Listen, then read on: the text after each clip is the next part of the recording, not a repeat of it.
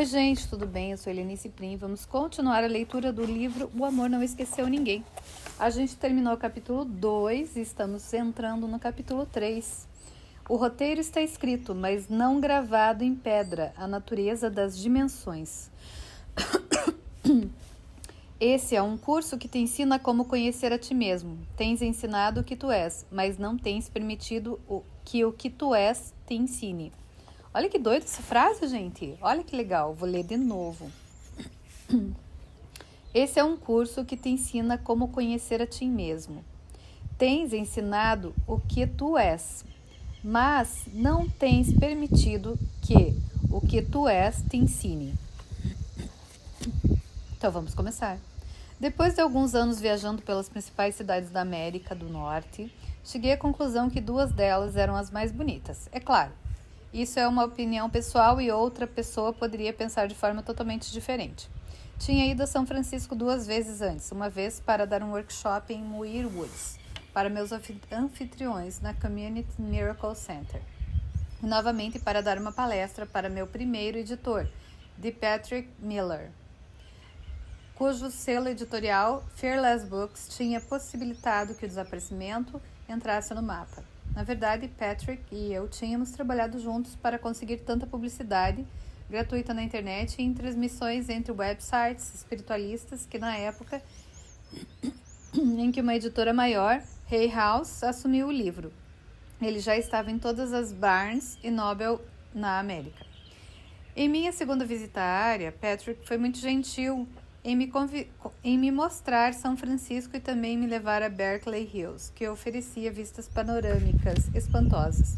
Meu novo amigo naquela época, Jenny Bogart, que tinha trabalhado com Patrick, gravando habilidosamente um de seus livros como um CD de áudio, assim como sua esposa Ellen, também estavam conosco.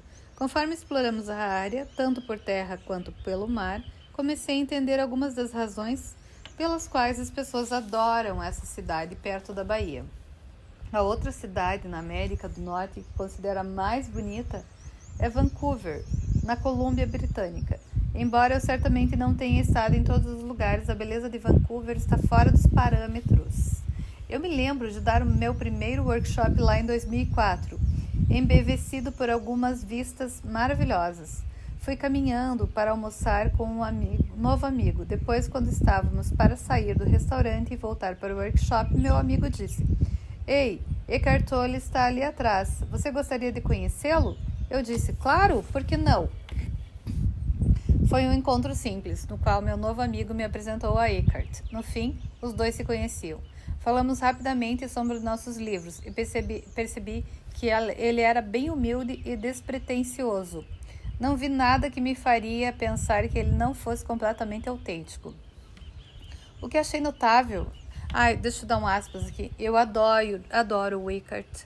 E um dos livros dele, que é o novo... É um de capa roxa lá. Foi um dos livros que me manteve totalmente em paz numa viagem que eu poderia ter brigado muito. E esse livro me tirou porque ele mostrou o que é o corpo de dor. E eu achei maravilhoso. É um livrinho de capa roxa. O que achei notável depois foi a forma como isso aconteceu. Quais seriam as chances de sair para almoçar em uma cidade com milhões de pessoas e acidentalmente encontrar Eckhart Tolle? Isso me lembrou claramente de que não havia algo como acaso. Dentro de um ano, nós dois seríamos filmados para aparecer em um vídeo chamado Living Luminaries, Luminares Vivos. Não foi um grande sucesso, mas foi visto por centenas de milhares de pessoas e ajudou a tornar meu trabalho ainda mais conhecido. Depois fui entrevistado para mais filmes, que seriam lançados nos anos seguintes. Uma coisa leva a outra, e eu voltaria a Vancouver apenas para visitar a cidade novamente, quer estivesse dando uma palestra ou não. Em São Francisco, fui tratado como uma estrela de rock. Estava me perguntando se os artigos negativos que foram escritos a meu respeito por 3 outros autores do curso teriam algum efeito sobre a forma como as pessoas pensavam a meu respeito. Não demorou muito para que descobrisse. Havia apenas 3 autores ligados ao curso que falariam em toda a conferência. Eu era um deles. E os outros 2 eram 2 dos 3 autores que tinham escrito os artigos negativos sobre mim. Eles nunca mencionaram os artigos e nem eu. De nós três, o primeiro palestrante praticamente colocou a plateia para dormir. Depois, foi a minha vez. A ovação ruidosa que recebi antes mesmo de começar a falar me mostrou que as pessoas estavam baseando sua experiência a meu respeito em sua experiência com meus livros. Na verdade, embora metade delas me conhecesse de minhas viagens ao redor do mundo nos anos anteriores, a outra metade só me conhecia através dos meus escritos. Algumas vezes peço que as pessoas na plateia levantem as mãos para ver quantas delas já leram Desaparecimento, porque isso me ajuda a saber para quem estou falando. Nesse dia, cerca de 90% das pessoas levantaram as mãos para dizer que tinham lido meu primeiro livro. Dei uma palestra de 1h e 15 minutos, que foi tudo o que tive permissão para dar. Eu teria alegremente falado durante 5 horas. Acrescentei meu humor espertalhão de que sempre gosto aos meus ensinos sobre o curso. A reação que recebi desse grupo, tanto no final da palestra quanto pela forma como as pessoas me cumprimentaram nos corredores, nas refeições e em minha sessão de autógrafos, confirmou minhas suspeitas. O que estava acontecendo entre a maioria dos estudantes do curso e eu era uma experiência de amor que não poderia ser afetada pelas opiniões dos outros. E conforme o fim de semana prosseguiu, a conferência se transformou em uma festa de amor. Estudantes do curso que estiveram em desacordo com outros durante anos por causa de questões legais ou discordância em relação ao que o trabalho significava, agora estavam se abraçando. Isso então me surpreendeu. O que tínhamos ali era um grande grupo de estudantes do UCEM, que nem sempre necessariamente concordam uns com os outros sobre o que o curso significa, mas isso não importava.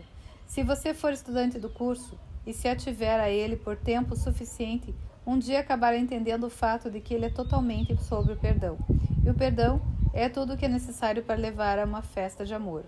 O amor decorre tão naturalmente do perdão quanto, para parafrasear nosso amigo Shakespeare, a noite se segue ao dia. Tem um quadrinho aqui de importância. O amor decorre naturalmente do perdão. Eu estava sensibilizado pelo que vi como um triunfo da experiência sobre a teologia. Como o próprio curso ensinou a todos nós na conferência, uma teologia universal é impossível, mas uma experiência universal não é só possível como necessária. É para essa experiência que o curso está dirigido, e pude ver isso acontecendo bem diante dos meus olhos. Eu não fiquei apenas encantado com a experiência de amor que senti em São Francisco. Eu tinha perdido o verão de amor em 1967, mas também entendi que a sabedoria contida em um curso em milagres era simplesmente isso, sabedoria. Isso funcionava desde que as pessoas acabassem se lembrando de que era tudo sobre o perdão, e esse era o único caminho para que pudesse realmente funcionar.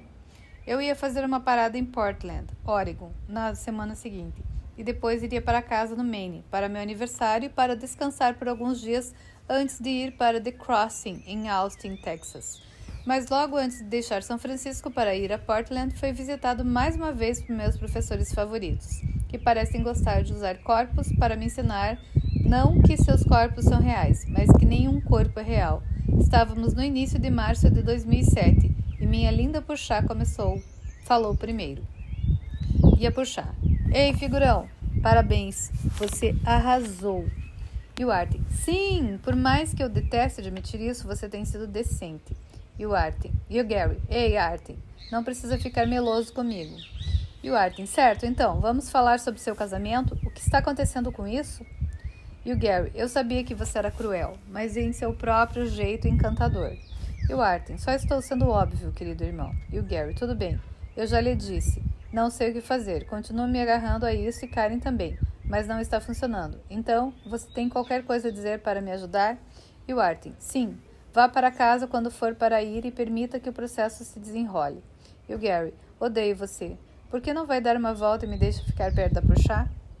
E o Artem: "Sei que você não me odeia, mas não perderia a chance de paquerar a Puxá, não é?"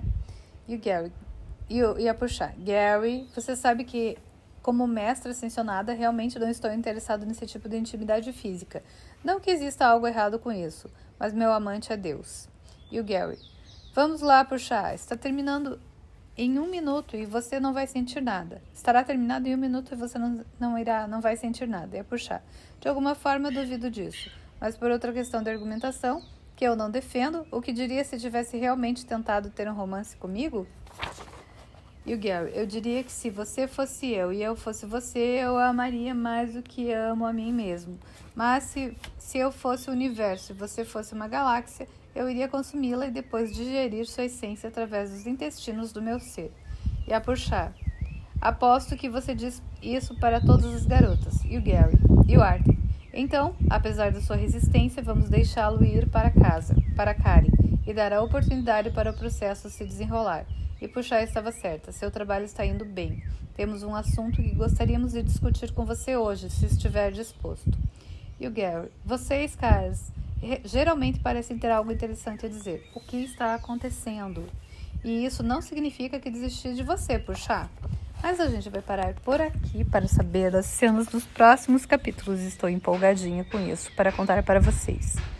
Um beijo no coração de todos e até amanhã. Lembrando que espiritualidade não é ser sério. Você não precisa ficar o tempo todo sério ou sem dar risada. A espiritualidade é exatamente o contrário. É você ser livre, é você poder rir, é uma grande piada cósmica. É isso.